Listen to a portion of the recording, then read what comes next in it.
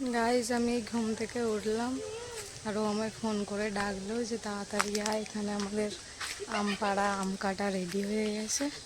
যাই এখানে গিয়ে দেখি ওরা কি করছে। খালি করেছে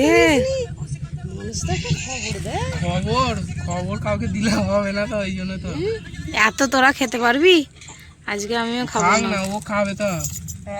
এই যেমন কেটেছিস আমি বলিনি আমি আজকে খাবো না। আমি বলেছি দুটো আম আনতে, তুই শালা চারটে সবগুলো আজকেই মারবো। কাকিমা আমাদের গল্প শোনাচ্ছিল, গল্প শোনাতে শোনাতে সন্ধে হয়ে গেছে।